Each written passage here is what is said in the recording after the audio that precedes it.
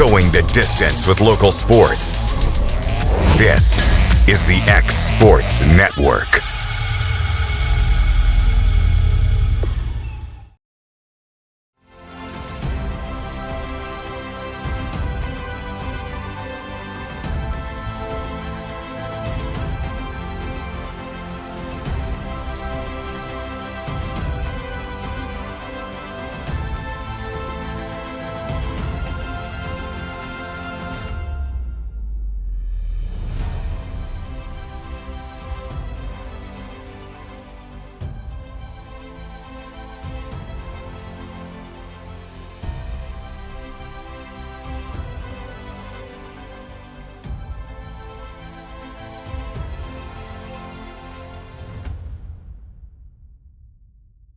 At Lawrenceburg Federal Bank, we're proud to be locally owned and operated because we're not just a bank, we're family.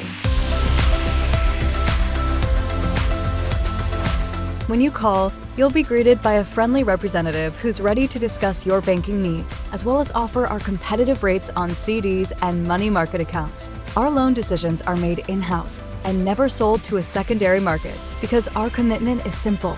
You matter to us. At Lawrenceburg Federal, we offer all the conveniences of larger banks with a personal touch. Join us at Lawrenceburg Federal Bank, where community, trust, and service come together. LUS is committed to our customers, from providing and maintaining energy-efficient utility services to friendly, helpful customer service. LUS is there. At LUS, we're always challenging everything we know, every day.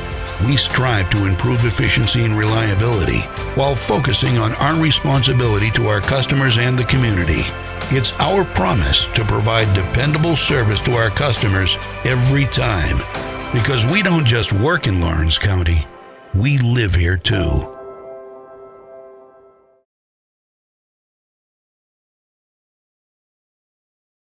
Make your lawn a legacy. At Legacy Lawn and Landscapes, we put more than 16 years of experience into your goals. We won't meet your expectations, we'll exceed them. We offer consultation, installation, maintenance, hardscapes, construction, and land clearing services. Owner John and Jamie Brewer with their team are dedicated to providing the highest quality landscape services to commercial and residential clients in Middle Tennessee. Service, teamwork, results. That's how you leave a legacy. At C&B Linen, fast, friendly, and reliable service is our promise to you.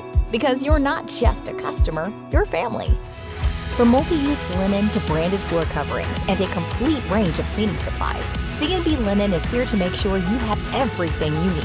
From our high-quality products to our fast, friendly, and reliable service, you'll experience the difference with C&B Linen. Because you're not just a client, you're part of our family. You'll be winning with C&B Linen.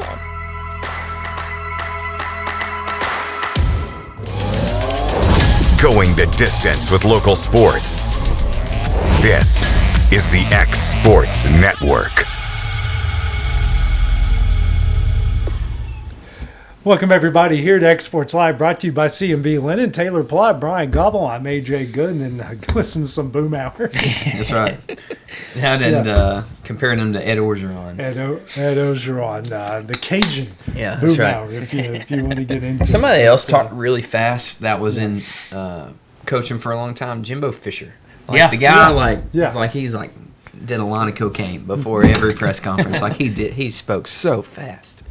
You never know about them West Virginia guys when they get, especially when Saban would get ticked off. He would get the redneck comes out, and next thing you know, he's talking a million miles a minute, and it's Jimbo and him both do the same thing. You know when someone from their area is pissed off when they go, start rolling. Yeah, start rolling. You know, we're not talking about quarterback right now.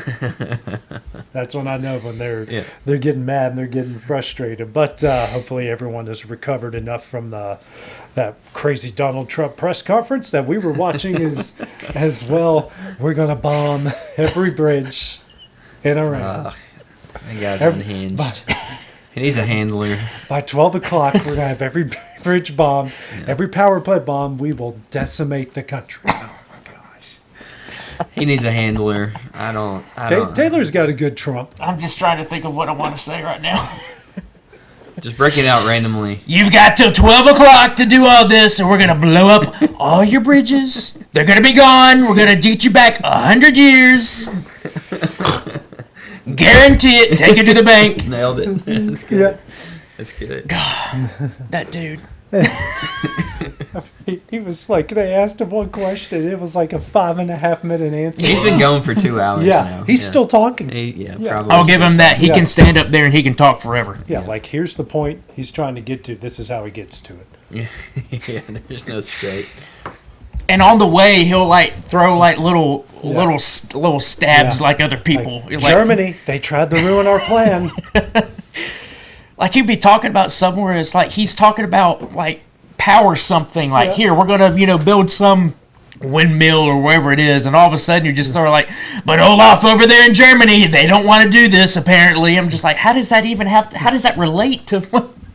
It's like a comedian who's really good at crowd work, but they can't realize crowd work happens at the end of your show, not in the middle of your punchline. Yes. So that's a Trump press conference right there. But let's get into some local sports here, guys. Lawrence County baseball team 14-4 right now, rolling a pretty good weekend.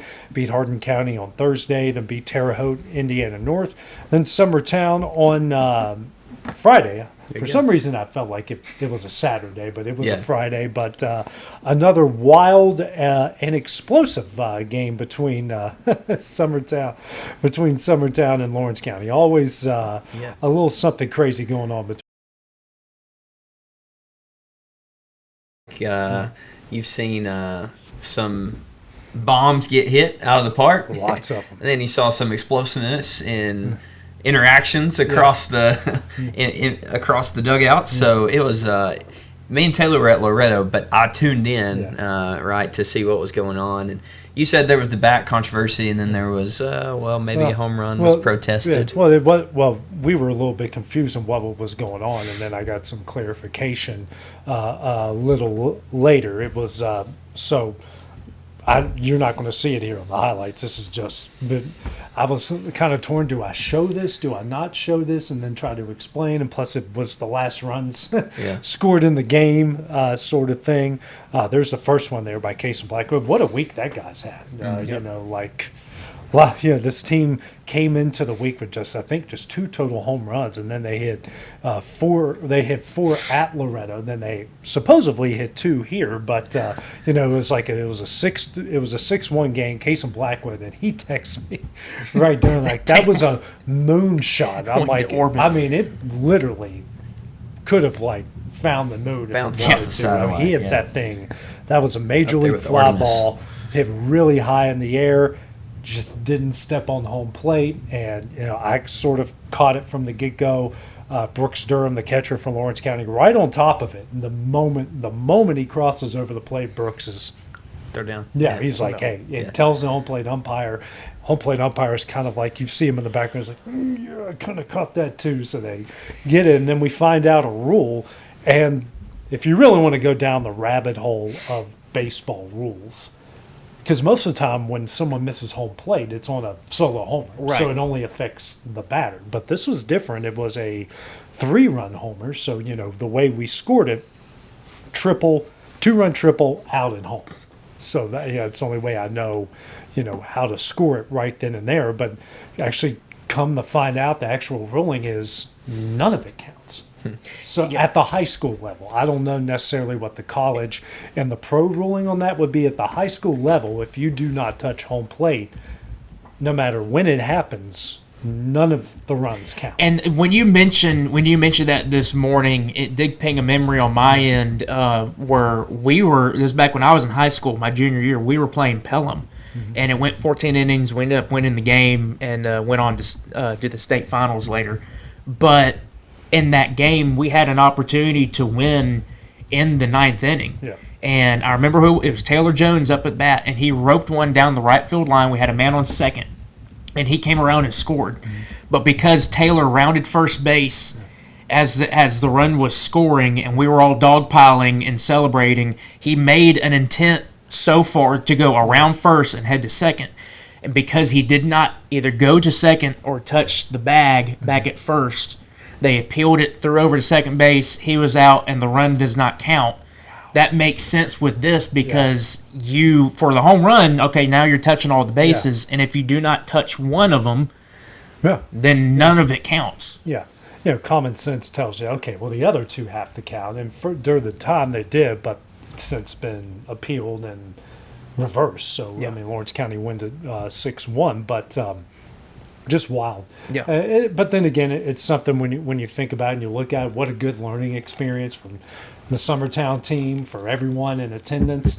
Good thing this wasn't a district game. Good thing this wasn't a postseason tournament game. So, anytime and next time a Summertown kid hits a home run, you better know you're touching it. Like all 10 toes, you're both heels. You do everything you can to make sure you touch home plate. You got your feet down. It's all like a game of Twist. You got your feet down there. Your hands are going to be down there. Every part of your body's going to be touching the plate. Yeah, it's like there was a Tennessee player a few years ago. It might have been Jordan Beck or somebody like that. But I think they overslid home plate or something like that. They kind of army crawled and went slammed home plate. So is it Vanderbilt that does the plate stomping? Are they big on that? I think so. They were a couple of years ago. I think so. Yeah. Maybe they can adapt to that. But it's a good learning experience. The Summertown team can hit the ball. Despite what the score says, they got guys on base a ton. They got the top of that order is really, really good, really dangerous. Everybody there. The pitching showed some good flashes. Ryder Blackwood's got a nasty slider. Cecil Williams showed some stuff. That team's going to be dangerous. Hopefully they get a pair of wins against Cascade coming up this week, today and tomorrow, and kind of set that in motion as well. But Lawrence County's got Giles County tonight, two big ones within the district. And but man, just this team's 14-4, gone on a big win streak here, and pitchings look good. The offenses look good. Maybe the most entertaining part of Friday was against Terre Haute North, where Jack Emerson hits a 2-run homer and then got a little bit over his skis and stumbled and bumbled and fell down in between first and second. Will Pettis, our producer at the time, has this awesome shot. He gets it over the fence, pans over to Jack rounding first, and all you see is cleats up in the air. That's funny. Yeah. Can I ask you, was that that was at Lawrence County, right? How's the new field been? Like the turf on the infield? It's been great. It's getting better and better. The rain helps. Saturday is what they desperately needed. They needed a good, long rain all day sort of thing, because you got to get that sand and that turf to kind of settle in. And also where the grass and the dirt separate, the grass and the turf separate. There's some sand and some dirt and stuff that needs to settle in there too, just to make it safer. But the first day you could see kind of a little bit of waves in the turf, but they keep adding the stuff, and it just needs to need a good rain, a good soaking to get in there, settle it all in, even it all out. Well, they might not get another one until maybe fall at this point. The way it's wonder if they would water it themselves, if they could spray it down. Probably could, especially since the mound is dirt, right? That's not turf, but it's looking good. You could tell from those drone shots the Wills guy had the other day. Shout out to the guys. That was fantastic. It looks really, really good. So, 14-4 got Giles County tonight. Summertown's got Cascade. Loretto's got Community. All of them, man. It's funny, in college baseball, the weekend series are what matters, but in high school baseball here, it's like the start of the week. It's like you come out, okay, you got that day off Sunday, but boom, you're going right in Monday, Tuesday. It's like these are the games that matter. Yep. So now going to some high school softball. Taylor, were you at Lawrence County the other day against Columbia? Not against Columbia. You were at Loretto. I was at Loretto. Yep. But anyways, guys. I heard it was like the Lady Cats had to come back, right? They were down 5-0. They ended up winning 11-10. Guys, I'm just going to come out and say their new nickname is the Cardiac. Because this team just, I don't know what it is. It's an adventure every single game. They don't make it easy on themselves. They'll get down in a hole, or they'll have a lead, lose it, still come back and win. There's just something about them that's like they're never going to blow anyone out. They're never going to run rule anybody, but you know what? They're never out of a game either at the same time. Yeah, you're exactly right. In the games that I've seen so far, they have done exactly that, where they might get down, 4 or 5 runs, and they'll make a run back, and they might come back and win, or they might fall short by 1 run or whatever, but they make that comeback. They make that attempt, and they do a really good job at just finding a way to stay in the game. And whether you win or lose, that's all that, from my view, if I was coaching, that's what I would want. I want to see it, hey, at least give an effort. Don't, roll over and die and just get blown out. No, fight back. Try to fight. If you win, you win. If you don't, you gave that effort, you gave that attempt to come back. And that's exactly what they do. And right now they're doing it, and they're succeeding at it and coming back and winning. Yeah, it's impressive.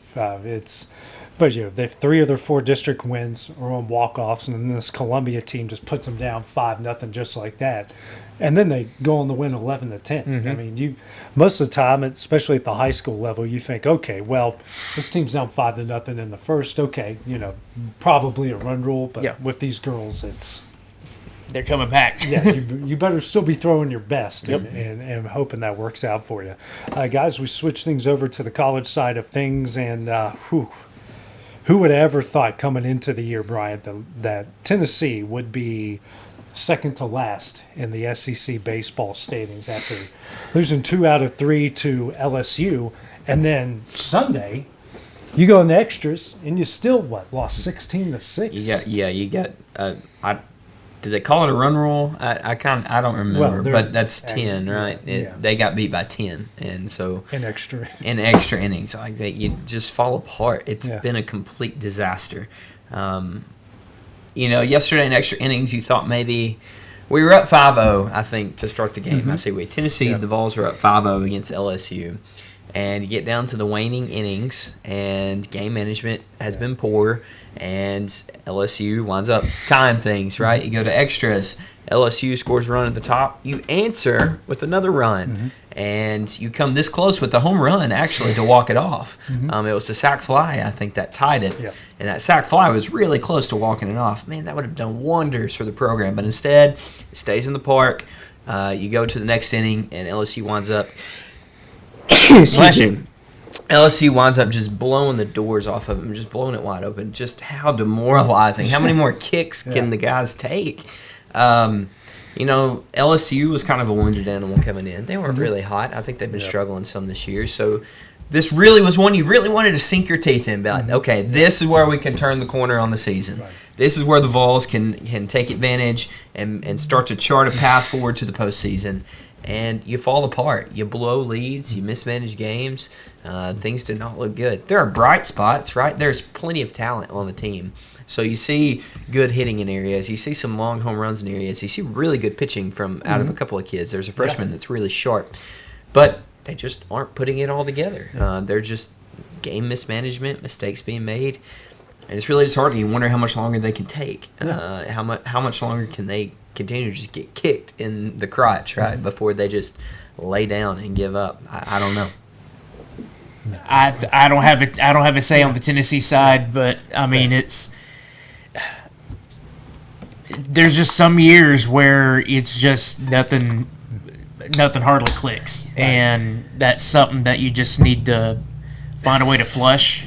I don't know if there's a lot of young guys. Is there a lot of young guys on the Tennessee? There are a lot of young guys, and I think that has a lot to do with it. I think, Tony wasn't the most disciplinarian, right? Yeah. He was the team guy. He was the morale guy, the energy guy. He wasn't necessarily the disciplinarian, that you think of when different coaches come to mind. But he still found ways to win games. He still found ways to inject energy into a team to where they weren't giving up, to where they weren't going to let LSU blow them out by 10 runs in extra innings and score 10 runs in a frame of baseball. So, but Tony's gone, right? We have got to get past that. He's gone. Yep. He's suffering right now with the Giants to start the season, and you knew.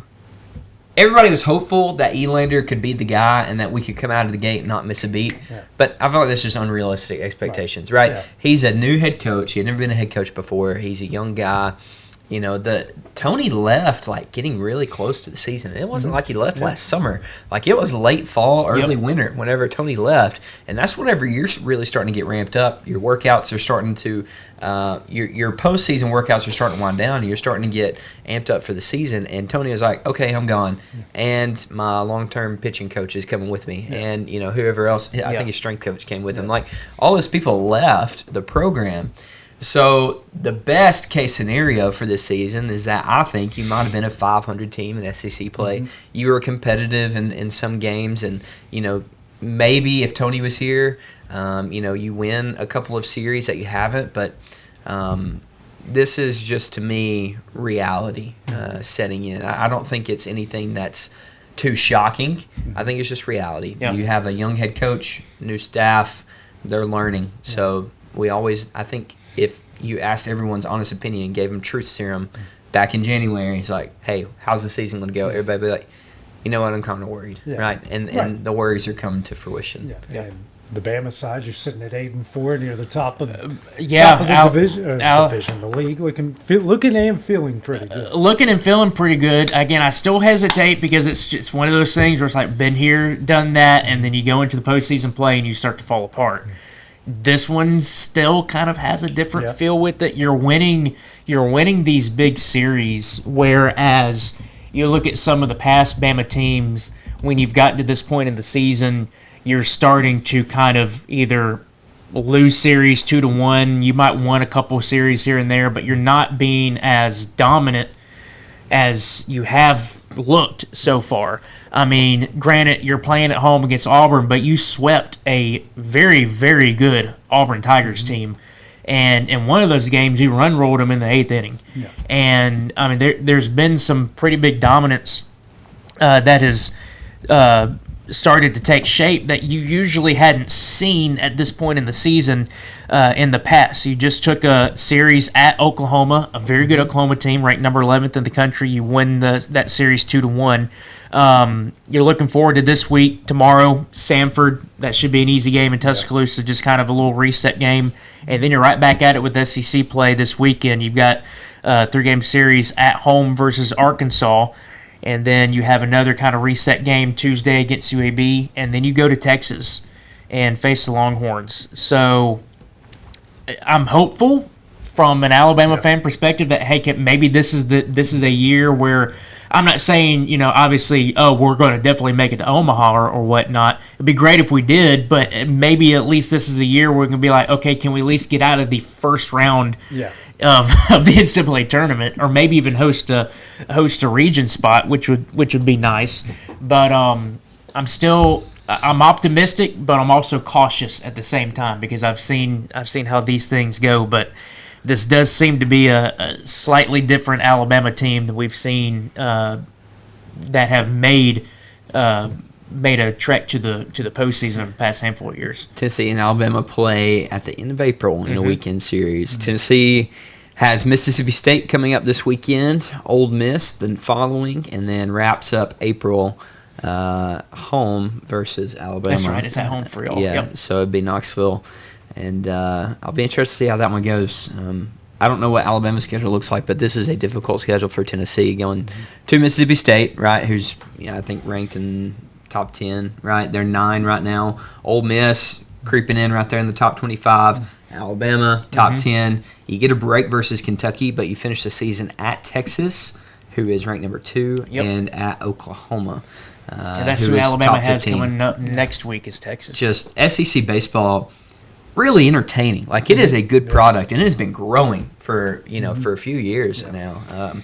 But man, it is brutal if you're in that business because you have got a tough row to hoe. Yeah, absolutely. Softball wise, Tennessee able to at least take 2 out of 3. Feel pretty good about themselves against South Carolina. Need that. Bama sitting there 9-3 in the conference. Oklahoma at 11-1. So. Whew. Speaking of tough, I'm looking down. You got 1, 2, 3, 4, 5, 6 30-win teams already in the SEC. It's crazy. It's incredible. It really is a testament to the strength of the league. South Carolina crept into the top 25. I didn't know that. But I'm glad the Lady Vols wound up getting the win right there. Yeah. How's Alabama softball doing? They're second place. Yeah, 9-3 in the conference. They're doing really well. This is I've only watched a couple of their games, but there's definitely a vibe again where you go back to when Montana Phelps was on the teams. It was kind of early 2010s, and then with her, there's kind of that finally getting back into that kind of dominant state. Yeah, and over at UNA, good weekends. The Lions softball team now 27-8, guys, 10-2 within the conference, looking pretty good. And then the baseball team takes 2 out of 3 from Central Arkansas. They're 7-5 in the conference. So hey, the diamond sport's not looking half bad for the Lions over there. Yeah, I've paid close attention to softball this year. Been able to work a few games from the press box, and man, they are good. Mm-hmm. And I find softball really entertaining. It's high energy, it's compact. Mm-hmm. There's always you're just always rolling. So if anyone watching this gets a chance to go down and watch UNA softball, I would do it because they're a great product. They have local talent, right? Briley Dover from Loretto, 393. She is batting almost 400. She's really good. They have great pitching, great bats. They've been the cardiac Lions for a little bit. You can call them cats. Yeah, the cardiac cats for a little bit because they've had multiple walk-offs this year, and it's been incredible. So from the softball side of things, UNA's rolling, and it's fun. It really is a fun thing to go watch. Yeah, a lot of fun there, and the baseball team starting to catch up. First full season in the new ballpark, so. It's working out pretty good. UT Southern Wise softball team still in the top 25, 10-4 in the Southern States. And the baseball side over there at UT Southern, they're 8-6 in the conference, and they've got 20 wins. They're sitting 5th place, I believe, in that league. So things working out pretty good over there as well, guys. Well, coming up next, we're talking Final Four, men's and women's. We got a national champion in the women's side. National champion is going to be crowned tonight on the men's side. We'll talk about that, plus a little bit of Masters when we return here on X Sports Live, brought to you by C&B Linen. Why should you bank with Employee Resources Credit Union? We offer a wealth of services, including mobile banking, video banking, bill pay, and more. We also offer loan rates that are lower than those of our competitors. Employee Resources Credit Union has been a financial pillar since 1964, providing long-time support to members of the community. Join us and become part of the ERCU commitment. Not for profit, for service. Being raised in Tennessee, we believe in the importance of family and community. Creating a positive experience at our family-owned and operated business is one of the ways we share that belief. Being in an accident can be extremely stressful. When it came time for my repairs, Mashburn's made it easy. I am lucky to have a wonderful company in my community like Mashburn's Collision Center. It's reassuring to know that I'm in good hands because their work is second to none. We pride ourselves that the Mashburn name is one of the most trusted in Lawrence County since 1981. Mashburn's Collision Center. Let our family take care of yours. Shop McMaster's Home Gallery for furniture, appliances, and more. And shop quality, shop convenience, shop service, shop local. A family-owned business with a long history of serving the region. We're a one-stop home furnishings destination. We feature brands you know, competitively priced, backed by professional installation and service. You can trust that we'll take good care of you before and after the sale. For your home, shop smart. Shop McMaster's Home Gallery today. Got primary care? Find your way to better health with Primary Care by One Stop Medical.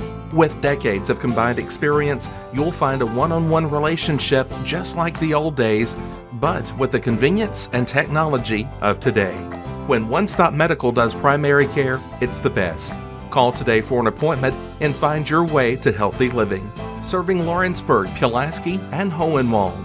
Phone 931-244-8220. Primary Care by One Stop Medical at its best. Shop McMaster's Home Gallery for furniture, appliances, and more. And shop quality, shop convenience, shop service, shop local.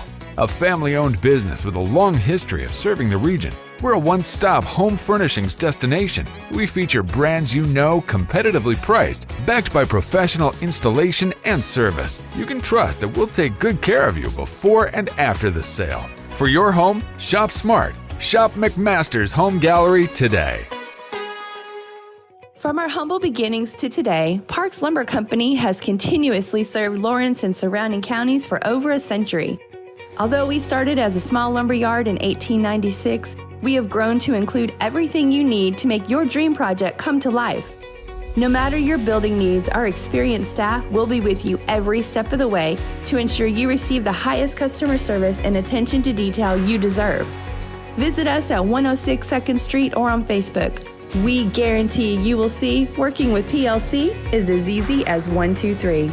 At C&B Linen, fast, friendly, and reliable service is our promise to you.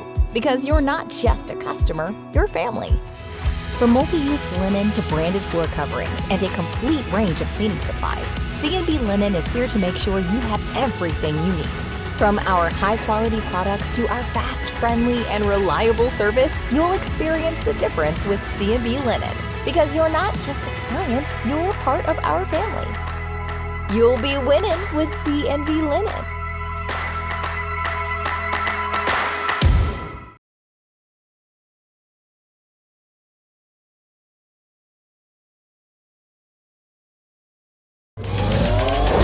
Going the distance with local sports. This is the X Sports Network.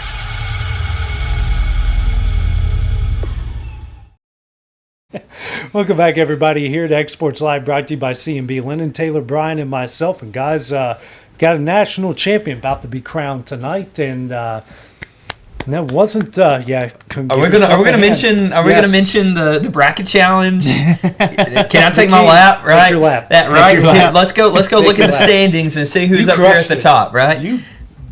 I crushed it. I thought Michigan. I guess I've watched Michigan more. I watched Michigan and Arizona. I'm not going to pick Duke just because inside of me something I can't pick Duke to win. I don't want to speak it into existence. So Michigan and Arizona were the top two for me. Michigan comes out of their side of the bracket. It was pretty obvious for me that they would advance to a Final Four, and here they are in the championship. Mm-hmm. Yeah. And here I am sitting at the top of the standings in all of my bracket challenges. So just to toot my own horn a little bit. Yeah. You're allowed. I'm 100% down with you wanting to toot your own horn, because not only did you win, you didn't just edge people. You actually lapped people on our bracket big time. Yeah, the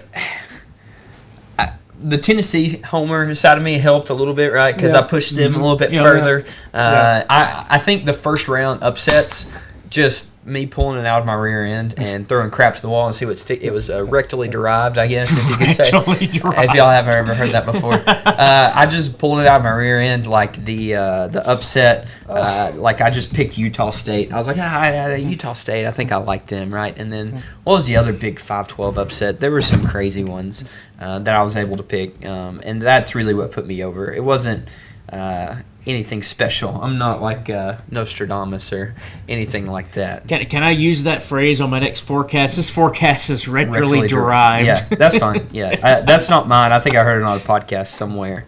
That's funny. Yeah, I was trying to find. I can't find the brackets. ESPN's already did away with the I know bracket. what you're talking about. There was another. It's in the top right quadrant of the bracket, but I can't think of it. But was it High Point? High Point, over Wisconsin, right? Yep. Yeah, that's right. Yeah, I hadn't watched Wisconsin. I was like, why not High Point? Why not? Yeah. Why not be a believer in the big purple right here, right? So yeah, it's been an entertaining tournament for me. Yeah. Right? I've enjoyed it. The game. But this weekend the games weren't that great. No, that's different. I did not. I saw Michigan winning, even though I picked Arizona to win it all. I saw Michigan winning, but I didn't see them winning like that. Man, they've been kicking tail. They really have. I mean, it was almost like every single. Has it been every single game they won by double digits, or was there one that was? St. Louis took them to the. That's break, right. St. Louis did. I think they still won by double digits. They did. They beat Howard by 21, beat St. Louis by 23, beat Alabama by. Was it 18? No, 13. 13. Yeah, beat Alabama by 13, beat Tennessee by 33, and beat Michigan by 18. Arizona. Yeah, they beat themselves. Michigan beat Arizona by 18. Beat them. That's every single game has been by double digits. That's just 101, incredible. 95, 90, 95, 91. And just that's crazy. So you think UConn wants to get out and run with them, or you think UConn wants to slow the game down a little bit tonight? They definitely got to slow it down. I think Danny Hurley's going to be working the refs the most that he's ever worked the refs ever in his life. There's a part of me that wants to just be like, Michigan is just so dominant that there's no way they're not going to lose this game. But you've got a guy over there on the opposite sideline in Dan Hurley who is going for 3 out of 4 over the past 4 years. I mean, it's hard to pick against Dan Hurley. It's hard to pick against them. The only thing I can go back on, which would be like, I want to give Michigan more of the edge, is you should have lost to Duke. Duke gave you that game. Yeah. There's a chance that this should have been Duke and Michigan as opposed to UConn and Michigan. So, I don't know. But still, you got Dan Hurley over there. I'm not counting them out. But Michigan, man, they are the well-oiled of the well-oiled machines. I'm glad I don't have to hate watch. Like, if Duke would have made it, then I'm like, man, come on, Michigan, just pull through. Yeah. But I'm fine with these two teams. You can hate UConn if you want. That's totally fine. They're a blue blood. Their coach is a jackwagon, to say the least. It's a nice way of putting it. Yeah. That's a word I taught them to use. So that's what I called the leader of Iran. He's a jackwagon. He's a jackwagon. Yeah. So that's Dan Hurley, right? Him doing the headbutt thing. That's been a funny meme, by the way. Like, some incredible content has come from that. He legit thought that a ref was coming over to chest bump him after his team went up with 0.3 seconds left. No, he didn't. It's like I've been around. If you've been around farm animals or livestock, like a lot of times they'll put your head up against you and push you. That's one of their things. That's what they do. That's what he was doing. He reverted back to like a primal state. Like that was right. Is that the right word for it? Like that's a good word. Yeah. And that's what he did. He's like, all right, buddy, square up. Let's go. Yeah, that's what he's doing. So, anyways, I'm fascinated by this game tonight. I think it's going to be fun to watch. I'm glad that it doesn't start till late, so we can get home. We'll be able to catch it. Yep. Yeah, absolutely. Should be a lot of fun. This weekend. We had some fun, unexpected fun with the women's side of it. UCLA, your national champions. Congrats to them. The 3 teams that made it to the Final Four, no one picked them to win. They dominate Texas, and then the whole story all weekend was South Carolina, upsetting UConn, and what happened post game or what happened. That was with Gino and with Dawn, and that completely overshadowed the weekend. And then here comes UCLA. Oh, we're going to blow out Texas, and then we're going to blow out South Carolina. Yep. And still, the story coming out of the weekend is Gino and Dawn instead of UCLA's dominance. Yeah, I mean, I don't know exactly how I feel about it. I mean, I understand that it's a high-stakes game. I don't know exactly what... Has Gino even said what he was completely upset about? Was it the pregame?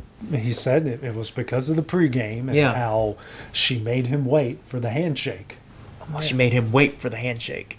How arrogant are you? Nah, you take that. Pat Summitt hated that guy. Yeah, exactly. You took the words. If Pat Summitt hates you... Yeah, that's on you, brother. There's cut off the series because you're just a piece of trash. Yeah, that's if exactly this was if UConn won this, there wasn't going to be an issue. Dawn Staley wouldn't have done anything. She would have shaken his hand, congratulated him, moved on, everything like that. The only reason that this is an issue is because Gino's team got their asses handed to them. In very good fashion, too. Yeah. And that was 48-62. Just an absolute butt whooping.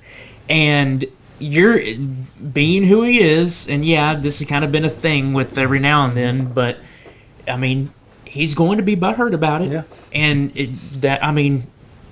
I don't know. Obviously, it shouldn't have happened. You need to be more respectful than that. If you had a problem with the handshake, talk to her after the game, behind closed doors, in the tunnel. When your emotions aren't so high. Exactly. That could have easily been avoided. Just take your medicine. Get out of the spotlight. Don't handle this right here. You're upstaging the players. You're upstaging the team that beat you. You're trying to just make a show out of it. Yep.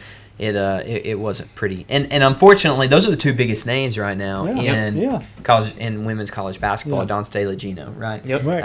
Other than maybe Kim Mulkey, but either way, those 2 people drive the sport right now, and so that's why they're at the top of the news list rather than UCLA being celebrated. Right. Yep. So it's just unfortunate. I don't have any love lost for Dawn Staley or Gino.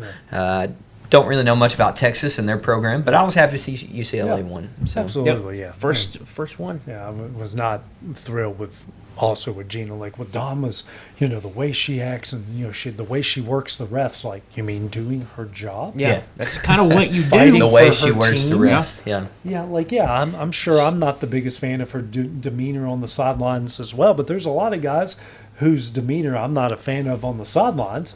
But am I going to make a scene at the end after my team just got, thoroughly beaten from start to finish? Yep. Probably not. No. He's complaining about working the refs. Like, she's going to get every competitive advantage possible over you. Yeah. Right? Just like you've tried every way you can to get every competitive advantage. I don't understand. Well, I say I don't understand. I get why people want to attack that, be like, oh, well, you should let the refs do the job. They're there to officiate. You're there to coach. You shouldn't be doing anything like that. Well, guess what?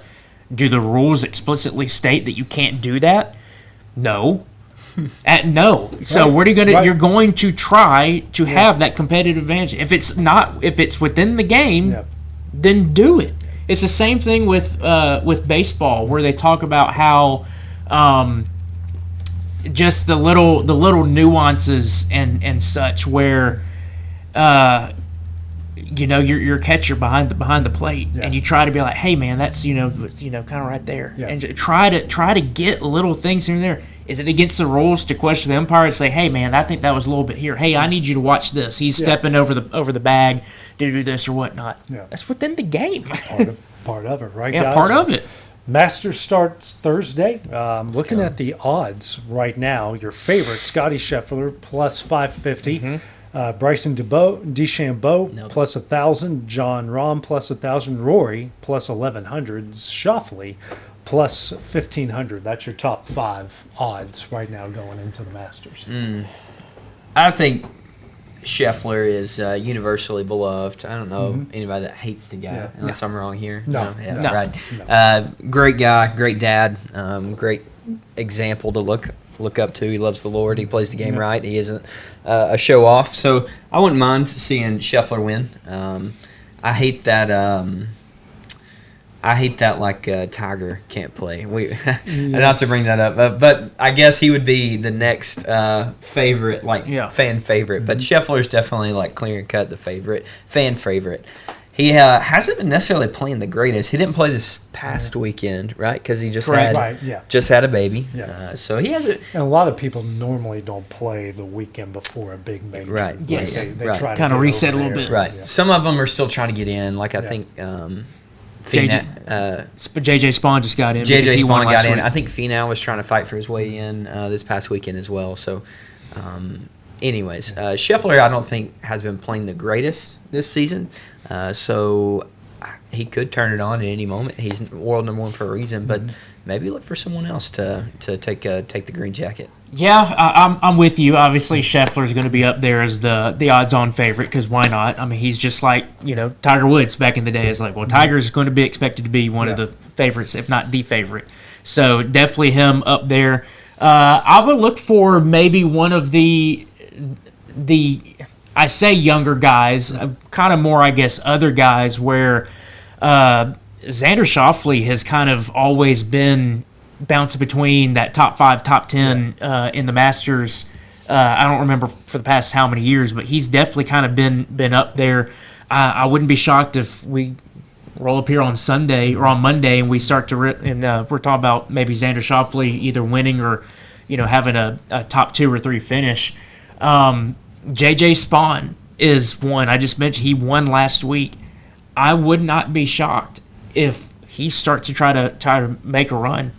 His game's really good. He's just kind of been inconsistent in some things, but if he's caught fire, watch out over there in Augusta. But there's probably going to be some names up there on the leaderboard that we're going to be like, okay, well, who's this guy? And so there's always going to be maybe one little shocker every now and then where You don't really expect him to be up there on the leaderboard, but there he is on Sunday. You're going to have Justin Rose leading probably after Thursday or Friday. Yep. I feel like that always happens. Always happens. I feel like he's always at the top of the leaderboard. He was able to sustain it through the weekend last year, but I think one thing's for sure, Thursday or Friday, he's going to be up there. Yep, I definitely agree. I imagine Speed's going to be playing. I don't know if he's I thought I heard that maybe he was dealing with an injury earlier this year. I could be wrong about that if you think about somebody else. But I wouldn't be shocked to see the same thing with, like, maybe it's him and Rose up there on the top of the leaderboard for Thursday and Friday. But there's always going to be one shocker. It's just who is it going to be this year that's going to be up there contending? Give me Patrick Reed. I love me some Patrick Reed. Right. He's from Georgia. He's played there. Played pretty good there before. Got a little probably issue with his family, but I get it. I don't like everyone in my family. Neither do you. Especially perfect. You work for CNN. Everyone hates you. You're fake news. That's perfect. That's exactly what he does. He goes on. He starts on topic. All of a sudden, he throws this random thing out of left field. It's like, oh yeah, by the way, Olaf over here in Germany is like, how is that? It's not even relevant. Olaf, worst snowman ever created for a Disney movie. I can find better ones. I mean, really, his head never really stays on his head. Does your head ever knock off? My head is perfect. The best neck bones ever created. I think we go from here to golf. How do we go back to golf from this? We'll go back to golf tomorrow. He plays golf. Yeah, right. Mar-a-Lago should be hosting the Masters, but he can never get it away. Yeah, that's right. Scotty Scheffler's got nothing on my game. I could go out there. What about Trump, Tiger be like, I was just on the phone with the president. Yeah. Like that clip from his wreck, that's been hilarious. I'm like, dude, really?